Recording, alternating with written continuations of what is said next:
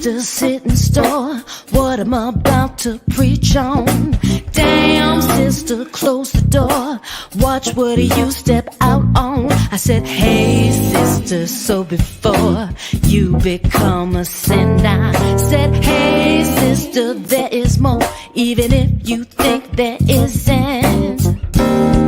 When you live your life day to day, there will always be obstacles in your way. But don't let that get you down, girl.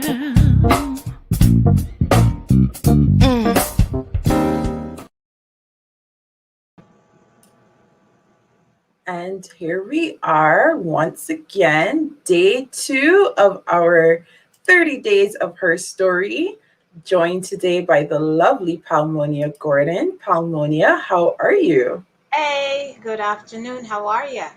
I am doing well. Thank you, Palmonia, for joining me, not just today, but last year when we started with this virtual format. And in 2018, you were our first HERstory guest. So thank you for the journey. My pleasure. Thank you for having me. Of course. And thank you for your vision, what you're doing here, and giving us a platform. You're ahead of the curve, so watch out. It's going to overtake you. Thank you. Thank you. And I have a really amazing team working in the background. There's, other women putting their hands to the plow. And together we create another layer in the foundation for more young women, young at heart women, young forever women to follow. Now, Paul, I want to be able to showcase you. So I'm going to let you just tell us everything you want us to know about you. Okay. So who is Palmonia Gordon? I am going to kind of show my heart and understand where I'm coming from, because I just had another interview with somebody at the city of Hamilton, and he was on my website and he goes, you gotta put more of your depth out there. So I grew up in a little island where they like to talk about Irie and Kalaloo. Do you know what that is? Of course. Kalaloo? Yes, and Irie. Who talks about Irie and whatever? Well, Jamaica, of course. Fun. So, grew up in Jamaica, have 14 brothers and sisters, so I am blessed, and I'm the runt of the litter, so makes it a little bit difficult. When I left home, I actually went to the United States. I was living with my sister in New Jersey, and I had a sister here in Canada, which prior to me leaving, I believe I left in 1990, we had lost a brother in the election in 89. So if you know the islands, election time, everybody just kind of goes crazy. So she was kind of alone, missing home, missing family. I came here, and I am very independent and go-getter. 2 days after arriving in the United States, I started working. So I came to Canada and I was sitting down for a little bit and work wasn't happening. I'm like, I want to go back on my yacht. I want to go home. So my sister hid my passport. And at the time, I was so naive, I didn't know. Now I know all I had to do was buy my ticket and I could go home. I had my birth certificate, other stuff to prove. But long and short, stayed, got my landed. And after I got my landed, guess where was my first vacation? Back home? This little island that's shaped like a booty. They say if you drive drive too fast, you drive off the island. I actually went to Barbados. It was phenomenal, because by that time I was getting into a space where I recognized when I really need to recharge, I need to be alone with God, and nothing like God and some salt water for me. But devotion. So I did that, came back and started living life. I was going to church. I had some issues happening because I have a very, well, the doctors have concluded that I am upside down because my blood type was reversed. So I spent many years going back and forth. Do I have leukemia? Just a whole bunch of stuff because everything in my system is reversed. What is supposed to be high is low, and what is supposed to be low is high. Mhm. Then, of course, the most unforgivable thing happened. I got pregnant while I'm in church, and Mhm. my world crumpled faster than an elevator that you cut the cable and it's plummeting. Mhm. And I just got to a place where you crumple in on yourself, and it shouldn't be so, Yeah. because giving birth and having life is a gift from God. There's Yeah. nothing that we can do as a woman. Yes, there's one thing we can do, but we can't make it unless God says it's okay. Mhm. But because culture and society Mhm. makes you so ashamed, and they have put it the right way and the wrong way, it was just a very sad time for me. Mhm. Fast forward 4 years, I did end up marrying the same gentleman I got pregnant for. By the time we had our second child, there was infidelity, and the police got involved and sold the house, moved back to my sister. So just a lot of upheaval and heartache, and made this decision to buy another house. Did that and remarried the same guy. Oh, really? Yes. So I haven't done it officially, but I do believe I should try YNR and see if they can put my story in there as a section, because it just sounds like a scene from their movie. So remarried the same guy, and a few weeks after that marriage, I got pregnant almost instantly with my third one. But I realized that nothing had changed. I had changed, but he hadn't changed. Mhm. And to cement the fact that my decision, because one of my decision was I wanted my children to have their dad around. I mean, they were born Mhm. black. You want them to have, what you think is strength and all that. Mhm. And I was at the kitchen counter. I was at the writing something. My back was turned. My son was sitting at the table. And I remembered a friend, and I smiled. And from the side, you can, and he goes, "Mom, are you smiling?" I go, "Yeah." And he goes, "It's been a long time since I've seen you smile." Wow. And Mhm. I'm like, that was it, because I recognized that I was dying in the Mhm. process. So, of course, we separated. Stuff started happening. I decided to get rid of the house, file for bankruptcy. But before I even filed for bankruptcy, in my brokenness and way different from who I am today, I didn't love me. So I was Mhm. I was looking for, so it was so easy for somebody to come and say the right thing Right. to, Mhm. because you didn't know otherwise. You didn't know Yes. better. So I found myself pregnant. It's like, Mhm. so that's when I decided, okay, file for bankruptcy, because my midlife crisis at 40, I didn't want to deal with any of this. Maybe it was the ostrich. I'm trying to stick my head under the sand. Yes. Mhm. Yeah, just to hide from everything. So did that journey. Um, and my daughter is a blessing. Um, Walked into the hospital for them to tie my tubes. And when I pushed the door to go in, the doctor pushed it coming out, and he says, "I can't, you're pregnant." Oh, That wow. was my little girl, that was, Shay, and went through that process of growth. But in 2014, after having her and going back to work, everything had changed. They had started this thing called postal transformation, where they literally took like two, three roots and put it down into one. So if you had 100 house. Now you have 300 houses that you have to do the same 8 hours. And this is when you were in the postal service, Canada Post. Mm-hmm. When I was in the postal service, and the neighbor had to start picking up my kids from the bus because I couldn't finish my route in time. So I decided to go into the plant that I thought would give me more control over my time. You start work 8, you done 4, you take up your bag, you go home. But that was the worst thing that ever happened to me. Oh yeah. Oh. The way I describe it is like driving a Porsche fast and then you park it.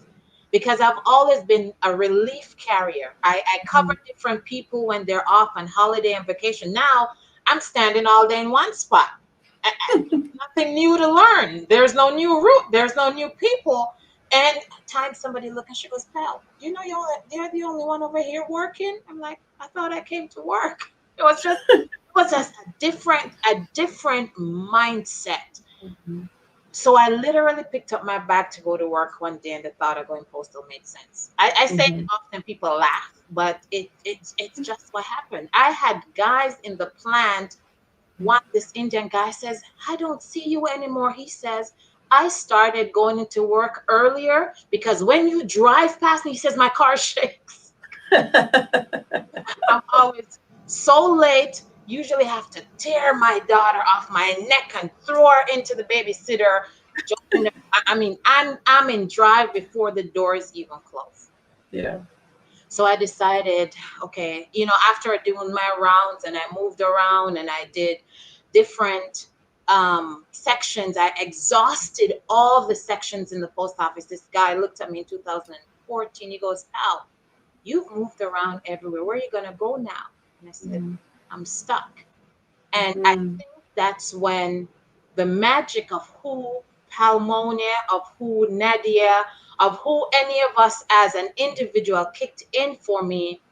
Because I remember the day, September 21st, 2015, I went home and I wrote in my journal, I says, "God, it was a horrible day at work today. I want to stay home and be a full-time wife and mom." Me, the next day, I got to work and I couldn't move this shoulder. The way home, I stopped by the doctor. He checked me. He wrote a note, put me off on short-term disability. I tore something in my shoulder, just like that. And then I had gotten introduced to network marketing, entrepreneurship. I learned books. I used to read Mills and Boone. When I lived in the States and I moved, they used to ship 3-6 books to me ever so often because I was an avid reader. But at the post office, something happened, and I guess I was around all that paper, and I was reading the address. I started personal development, and that just opened a whole new door for me to transition to who you see now. So if you even go out to my YouTube and you see my first one, nothing compared to now. So fast forward, 2017, published my first book. Life just started going good because I discovered the magic of blueprint, what you can do when you make a decision in your mind, you put pen to paper, and you create that. So I started doing that for my life. 2018, back to my ex-husband. We were still working out negotiation and legalities, and we were at court.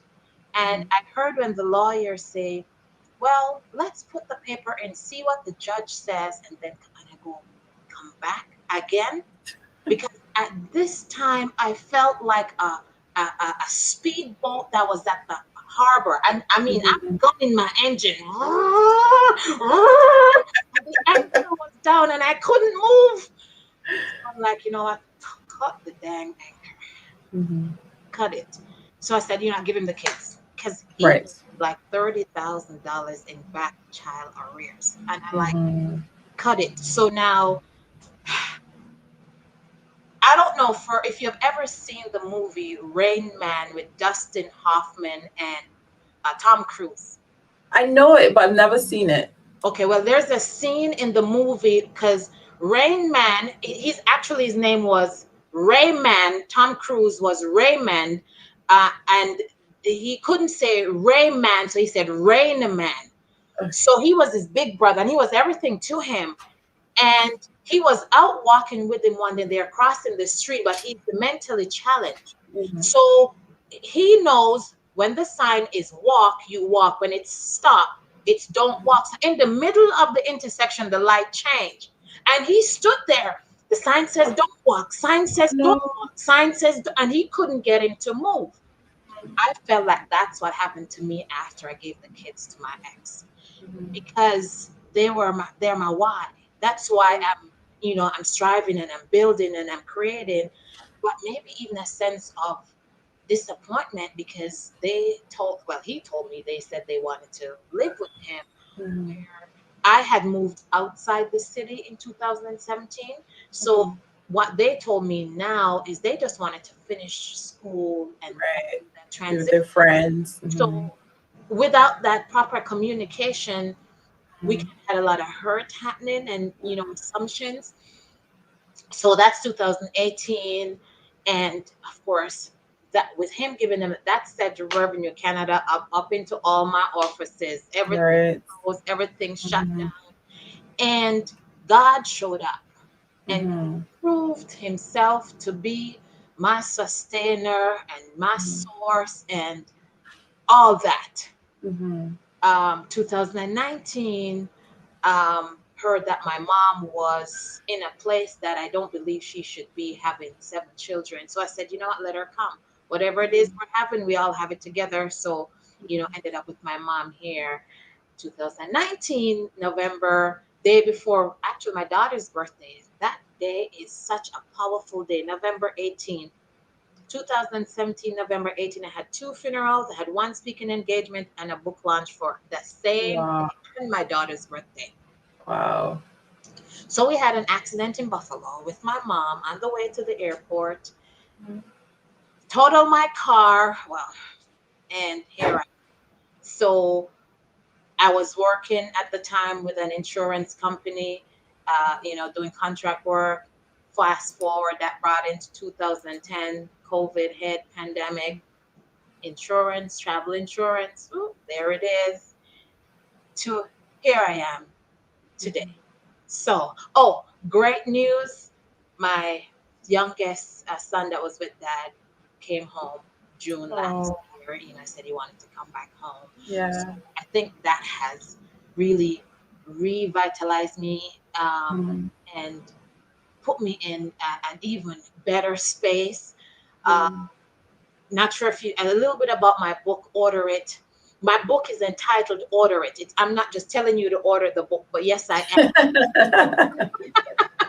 But it's entitled Order It. And it just as how I was describing, where I said to myself that day, I don't want to work anymore. And I created How's it? that in an Yeah. instant. That's what it teaches you, how in that moment to make that decision and then give you the steps to go through to take the action and activate it. Mhm. That's what I've gotten good at, Mhm. um, as well as the blueprint, writing it, putting it into plan.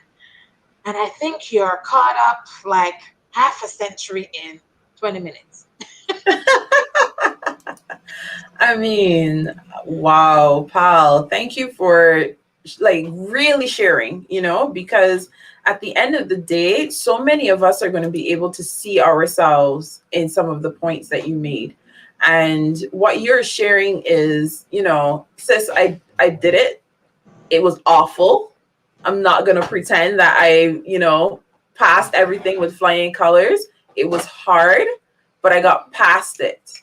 I got past it. And here now you're seeing the other side. And I think it's so important because sometimes when we are wanting to grow and we're watching people who are on the other side, it just feels like, well, how, how is it possible? How am I going to get there? So that's why we're here to give some house. Yeah. Yeah. Absolutely. Yes. Sure. I, Now go go ahead. Go ahead. I was going to say one other thing. You got to be careful again, which is what I teach, the power of your word.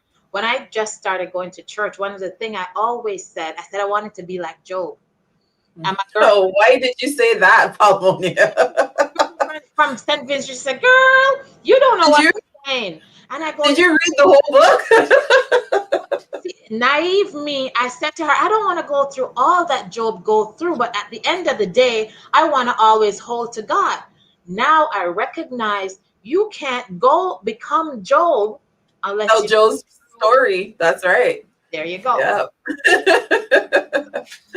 Oh man. So I mean, we're talking about getting through the situation, the hardship, the thing that, you know what, maybe we had no control over, maybe we had some control over. It might be a result of our own decisions, it would be the result of somebody else's decisions, but we're talking about getting through. And you mentioned things like the blueprint and ordering it and using very specific language. So What to you, in your opinion, is the importance of vision in that process? it's everything. It's uh okay. I want you to imagine with me for a minute, Nadia, that you're in this room. Someone led you when your eyes are closed, and they say, "Look around," and they're describing everything, but your eyes are closed. They told you to keep your eyes closed, and they're describing everything. Do you see the beautiful chandelier? Do you see the gold tapestry? And it's like, no, yeah, but they're saying keep your eyes closed. So you've gone through that process, and then they turn on. Okay, keep your eyes. I'm going to turn on the light now so you can see. And they turn the light on, but it says still keep your eyes closed. Yeah. So you really, that's what vision is. Vision is not just physical sight. Mhm. It's the ability to see beyond what this might look like just a wall. But as a visionary, what can I create? What can Right. I mural? What can I paint? What could I do to make this transcend where it is right now and become something that will speak into the future? See, Yes. vision is like electricity. When you go into the room and you turn on the light, the electricity just didn't come from the light pole and come into the house. It's always been in the walls, it's there circulating. We all have vision, but it's only the people who choose to activate. To tap in. That's right. Right. Once you activate, because if you ask a question, see, we've been conditioned to believe that if you talk to yourself, you're going crazy. Hell, sorry, be at me. Sorry. It's okay to ask the question, because if you don't ask the question, you'll never get the answer. That's right. Right? That's right. So that's what vision is, man. What could I do? How do you think buildings pop up all over the place? A visionary goes by, see that piece of land, and thinks, huh, what, this this could look good for a strip mall. Let me see Right. Walmart, Timor. You all want to buy a piece of this area here? That's what vision is. It is everything. And I believe that's something we need to get people on board to see, Mhm. that it's not here, but it's Mhm. That's right. That's right. right. It's here. And then once you see it here, if it's even brief, put it here. Write it down. That's right. Because once you put it into a plan, Yeah. then you can see the pieces coming together Yeah. that can make it a reality. Absolutely. Absolutely. Write the vision, make it plain so that someone coming behind you can run with it. We forget that part sometimes too, that if the vision is really going to transcend us, it should transcend our generation. It So should be so clear that somebody else can pick up that one simple piece of paper and absolutely. catch that vision and run with it. Oh my gosh, so much power in that, Palmonia. Absolutely. As a matter of fact, what I do now when I'm creating or designing anything for my business, for coaching, whatever, even if I'm doing a flyer, I use my daughter. She's 9. And one of the rule for thumb is if you can say whatever you're saying to like a child 7 to 9 and they get it, Exactly. it's good.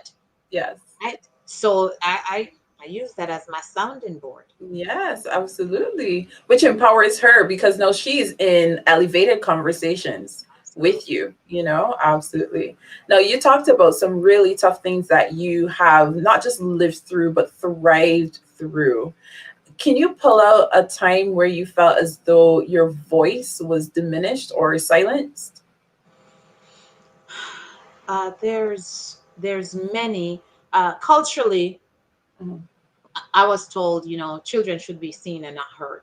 Yes. So that travels with you until you Mhm. are taught otherwise. Yes. But there was one particular instance at the post office where there was this gentleman. I'm not sure if he didn't like me or what was happening, because as I said, I'm a relief, which means I change. And this week, I just happened to be working beside him, and he kept going into the office. Oh, my perfume is so strong, you know. Mhm. He was just always complaining. I had to leave my jacket in the supervisor's office. Now, as a visionary, you learn to fight differently. I tell people I don't fight Right. fear. So I remember one morning I took my breakfast to work. I don't normally eat breakfast, but I chose to eat breakfast that morning. And I brought me a tin of sardine, and I brought me a nice little red doily, and I put it down on my case, and I ate my sardine, and I put it in the garbage between us. Right. So um, not sure again what the issue was.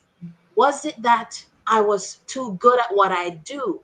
Because I know it got to the point that when the supervisor had overtime for certain routes, because I did it so often, they would pay somebody 3 hours to do what I could do in an hour. Not Mhm. to brag or boast, but that was kind of, some of my gift. Like I said, I like to read, so I just read the address a whole lot faster. And, you know, sometimes they don't like that. Mhm. So, you know, the union and that culture of male dominance Mhm. makes you appear. Because I remember one, love you, Mr. Black. I remember one conversation. My girlfriend went in to ask him something, and he goes, "You guys are like Pitbull and Rottweiler." But it's just that I was very intentional to ask for the Mhm. things that I wanted, right? And which is something that I am learning now, because in that, when you're coming from a corporate background where you fight Mhm. for things, here as a entrepreneur and as a builder, it's another art and a skill you have to develop. That same aggression you needed over here Doesn't doesn't work. over That's here, right. because Mhm. now you start to isolate, That's and people go, this one's not coachable, and all the other right. stuff that is needed, Mhm. right? So it's making that, but that is one of those moments that, yeah. Yeah. And you know what, we experience that diminishing of our voice in so many different spaces, like you mentioned, at work, at home, in growing up, like you mentioned, there's so many places where we feel as though what we have to say, we know it's valid. We know it's coming from a place of intelligence. We know it's coming from a place of, strategy and thinking and process and all of these things. We know that we have so much more to offer than is sometimes received. And so, many of us, we're visionary women. So we're thinking 10 steps down the road. Everybody else is stuck at step 2, but we are so far gone. We're like, okay, yeah, all right, we got that covered. Let's go, let's go, let's go. And then you even mentioned like understanding the space that you're in. Yes. So is aggression what I need to actually have my voice heard right now? Do I actually need to repattern and reformat the what I am saying or the how I am saying it? What is my responsibility in creating space for my voice? It's a double-edged sword, right? Yeah. And um where even for individuals, I encourage people to write. I know people are afraid of pen and paper, but even sometimes when you put it on the, have you ever written something and you look at it, it's like, oh, it just is like a jigsaw puzzle that comes together. Because when you see it, and then it's like, it's almost like touching it. It mhm. does something magical. So Yeah, it's I'll true. chalk it up to, um, one of the gifts and the abilities that God has given us as individuals, as women, not just individual women. Yeah. And you talk about writing it, and you have your books, you talk about writing down the vision and making it clear. What to you is like, how does the idea of being able to write your own version of your own story, taking full control of your narrative, how does that make you feel? It's I'm gonna be honest, it's scary. It's scary, and if you're going to do your book, please get help. Mhm. Which, shameless plug, I do have a publishing company that I do work with people who write their book. But one of the things I discovered, two things happen when you write your narrative. It's the most freeing uh, experience you can have, because it's like you're packing the sugar jar or the flour and you're trying to get somewhere. You take the spoon and you beat it down and you beat it so it's packed. Mhm. And when finally now you let it out, it's like, oh my God, I didn't realize there was so much sugar in that jar. I thought it was just a cup, but it was actually 3 cups you got into a 1 cup jar. So it frees you, it liberates you, but it's all out there. Now that Mhm. it's all out there, the challenge is, all the pieces, all the Right. parts. I told you 51 years in 20 minutes, Mhm. but it's just the bullet points. Right. Yeah. So when you get into the depth of it, I remember, because I'll give you an example. When I was writing my book, and there's a section that I wrote, and I met with the editor, and she goes, "Explain what this means." And I told her, she goes, "Then why didn't you say that?" I'm like, "Want me to put that?" Because that just felt like I was naked. Mm. But because I know the story, Mm. I was like, I'm not gonna put that part. But it's that part that is needed, Mm. understanding of the entire context of what you're speaking about. Mm. So it's very powerful, it's very freeing, it's a liberating experience, and a sense of accomplishment. And being able to see your narrative in books, for me, fills me with a greater sense of gratitude, because I think it was Jacqueline Dix. I remember I was interviewing with this lady, and and I think that's when I really got it. She goes, Yeah. "Listen, this is not no easy feat." She says, "For 4 years, I've been co-authoring 2 books." Shout out to Jackie, by the way. And I'm like, "Oh, okay." Because, as I said, for in my culture, I didn't really celebrate. Maybe that's why it's being the Kevin McAllister in Home Alone. You're the one that gets left in the closet because you're just a little one. So I didn't really celebrate what she said. I'm like, oh, wow. Hmm. Yeah. It is. It is. It is Yeah. huge. Even though my coach tried to say that, but sometimes it takes a while to get that in. To really sink in. Yeah. Right. And it opens a new door, because now Mhm. my daughter, now my son, now anyone that I meet, that's a part of my mission and my mandate, to let every woman especially know that, hey, Nadia, do you know somebody's waiting on your story? That's right. Whatever it is you have lived through, there is somebody in that similar situation. And if she only knew how you do it, she could get to Mm. you today. When I Yes. finished this one, I was driving to North Carolina. I was on the highway and it was raining. I think God was crying with me and I was bawling because I'm like, God, forgive me. Did somebody die that needed Mm. this story to survive and they didn't get it because I didn't Wow. bring it? That gave me goosebumps. You know. People need to realize that's the power of our story. That's the power of your story. That's the power. That's why Yeah. God gave us that experience. You see how, what did you say? for the next generation. Mm, Your story is not just for you. Job's mm, story wasn't just for him, right. it's for the next generation. Mm, So you have to say, hey, you know what? I gotta put my story here as a mm. stone, one stone in this building. That's right. That's my story. That's my narrative, my little piece. Because if you look at that wall, they're kind of the same color, but all the shapes are different. Mhm. Everyone have their own little story that they could probably whisper and tell you, man, you don't know where I came from. That's right. And those stories all together create that foundation, that wall, that structure for the next layer, the next generation, the next years, Absolutely. Oh my gosh. No, we're talking here. I mean, that idea of the story has urgency, because while we're going through it and we're freaking out, there's somebody else who can't even freak out. Like, it's so bad they can't even have the reaction. Like, they're not even close to step zero yet. They're in negative numbers on their side.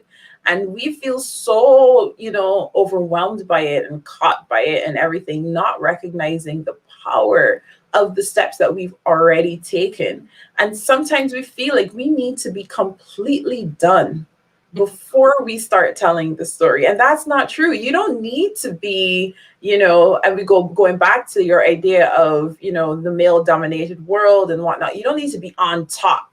You don't need to dominate everybody else. You don't need to be the ultimate winner of every bad situation in your life.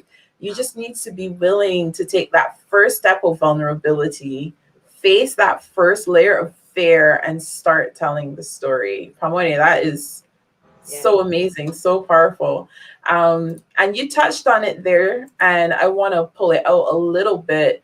You talked about, that feeling afterwards of celebrating yourself, acknowledging, hey, I did something here that's worth celebrating.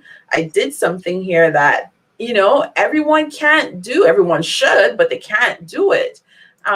Tell me from your own, like, in your mind, what imagery do you create when you hear the word victory? What's in your head? Well, there's two actually, because one, I my desire is that order it, the concept of how change how we speak, which change first how we think, which Mm-hmm. changes how we speak, and then it changes our action, will become a universal language. Mm-hmm. That people, when you speak and you say something, your next thought should be, is that what I really want? Right.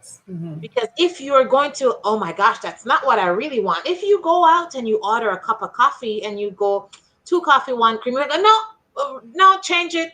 You don't wait till they give it to you and then you give it back to them and says, no, you change it once you realize that's not what you That's want. right. Yeah. That's one of my desire, to see Mm-hmm. humans, women, Mm-hmm.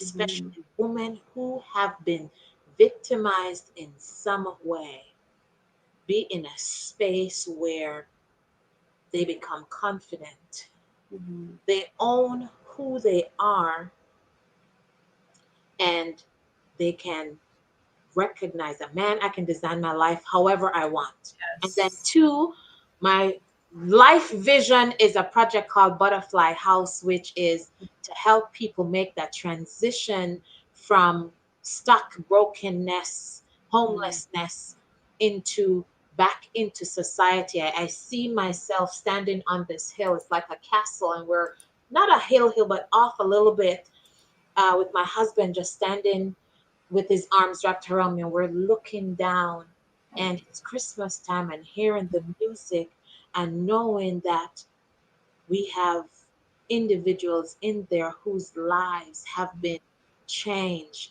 Because when Yes. you're able to look at someone and say to them, hey Nadia, I think you're beautiful, and to see that person receives that, Yes. whoa, that's like you, I mean, it's like you're frying something. When you drop it in the oil, you see it seeping. to see them receive that, because you know that that is a shift and a change in the trajectory of their life Mhm. forever. So that to me is my ultimate vision of victory. Yes, Mr. Husband, when you're ready, please come. Order it, girl. Order it. But you gotta go through, sanction. We got a whole lineup because I double check and I triple check everything to ensure that it's ordained by God, and that's what Yeah. wants. But that to me would be a great victory. Uh, Mhm. also, want my daughter to be able to, re- which is something I try to teach her now. Um, like I say to her often, listen to me. I said to her even yesterday, she was taking something like, man, you got guys in the house, let them do it. Right? Because I can see her becoming me. Right. Want to take it all on. We become Mhm. so good at doing it that the guy thinks, man, she don't want no help. Right. Right? Mhm. So even when you're dying, it get to the point where you become angry, like, yeah, yeah, fool, don't you see I need some help? But you have got so well of control and contain. I Yes. want my daughter to see that no, you need someone to be there. You need Yeah. someone when you have those days. Coming home gives Mhm. a place of exhale Yeah. where you just, honey, oh my gosh, how was your day? You know what, baby? I don't want to talk about it. I just want to enjoy this moment with you. I'm Mhm. so glad you are here. I'm so happy to be home. That Mhm. that to me is victory. Yes. Yes. I love that. That's victory to celebrate. Celebrate your Yes. kids. Sit down. I bought a game of Jumanji the other day. They're like ultimate fun. Mom, come sit down and play Jumanji with us. Mhm. Okay? Yes. Yes. Oh, Oh, my sisters. Yeah, no, this was great. I hope you guys are sitting down with pen and paper, taking good notes, but also just soaking it up, soaking up the spirit of the intention to open up and to share. Palmonia, it's such a big thing for you to allow yourself to open up in this space. There's so many of us sitting down on stories, half stories, quarter stories. We only want to tell the part we're comfortable with, or just maybe slightly uncomfortable. And sometimes our stories intermingle with other people's stories. And that's why, having enough of a vision that takes us outside of ourselves and being willing to give ourselves voice, taking control of that narrative because they have their narrative from their perspective, right? And unless somebody is downright lying, theirs isn't necessarily wrong. It's just a different perspective of the same situation. So let them tell their story, but we own ours as well. And then that brings us to this place of victory where we can actually, like you said, you can actually experience the joy of, oh, let's sit and play. You can experience the joy of, this is happening in my life right now, and this is a good thing.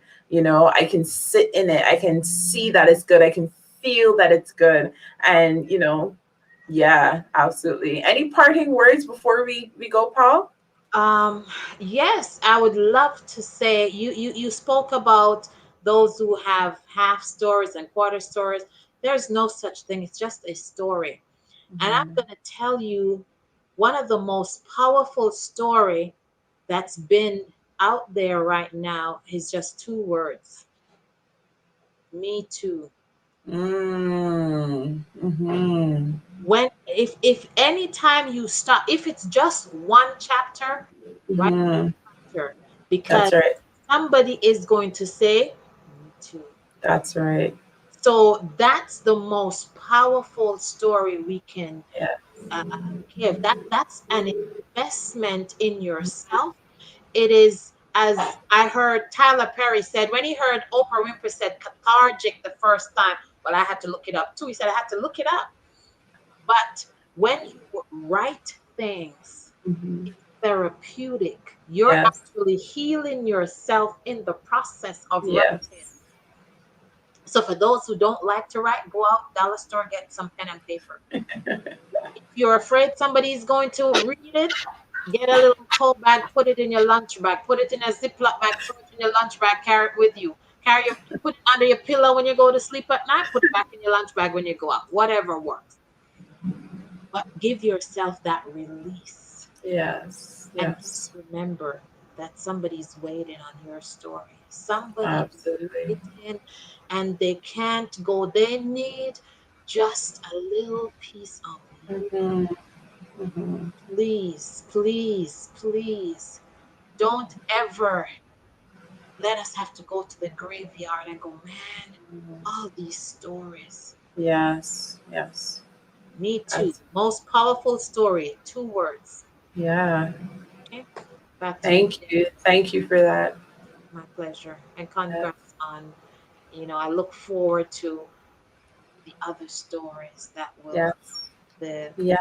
messages, the power, the vision, the dynamic. Yes, yes. And you know what? That's one of the great things about being able to share. You know, the pandemic, as sucky as it was, it gave us access to new ways of thinking, new ways of doing old things. Yeah. And so here we are now bringing women from currently living in 5 different countries across the world, but Wow. representing so many others. I mean, you and I were both here and we're representing Jamaica and Barbados, right? So we represent even more, so much diversity in thought and experience, in perspective, and it's dynamic and powerful in that diversity. And we are really enjoying the opportunity and the honor to bring all of these stories to our wider community here. And if you want a chance to interact more with us, if you're watching us on our page and you consider yourself a visionary woman, if you have heard and seen yourself in Palmonia's story today, then come join us over in the group. I'll make sure the link is wherever, up, down, or wherever for this video. And join us in there. We have lots of amazing stuff going on for you this year. In April, we have an event coming up. It's called Hey Sister, Let's Color. And we're partnering with our sister, Sophia Soj Jackson. She's the voice that you hear in the back of our video. She's also an author. She's authored a coloring book for adults, and it's really well done. And then each image has an affirmation that goes with it. And it's really powerful. So we're going to be getting into really deep conversation. The last one we talked about being unique and being a gift and being comfortable. And then we were able to create our own affirmations together. And why is it that we can ascribe these compliments to physical items, but we feel so weird putting I am in front of the same compliment, and really getting into that conversation. So that's coming up in April. That link will be somewhere here as well as the link to Palmonia's website so that you can connect with her and find her on all of her socials and go order the book. All right. There's more than one. So, order a book or order all the books, right? And we'll make sure that you're fully connected there. And just know that throughout this year, throughout 2021, we've partnered with the Beautiful Foundation. So we are giving 10% of everything that we earn and that we do this year to the Beautiful Foundation. And we encourage you to learn more about them as well. And finally, Divine Executive. We've come together to not just create a virtual event that's good for you, but to have specially curated me gifts.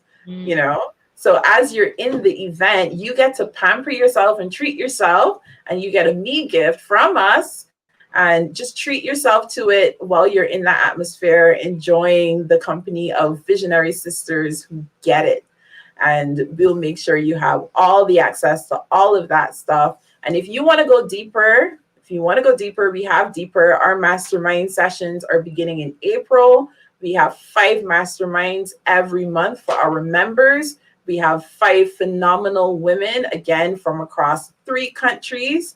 And we are bringing all of the perspective of your vision, your voice, your version, and your victory from different perspectives to help you create that space of healing for yourself. So there's so much going on. If you want more than what you got today, we got more. Absolutely. Oh, wow. So that's amazing, Nadia. Yes. Awesome. Big things are go on. Amen. Bye, everyone. Need some sunshine and ocean. Oh God, I know, girl. I know. We'll take what we can for now. I always go here. Yes. Yeah. All right, ladies. Well, you enjoy the rest of your afternoon. We'll leave you with our video and come back tomorrow at noon for yet another sister sharing her story. And I think somebody wants to say bye. Oh, somebody's saying bye before we go. Bye, Carolee.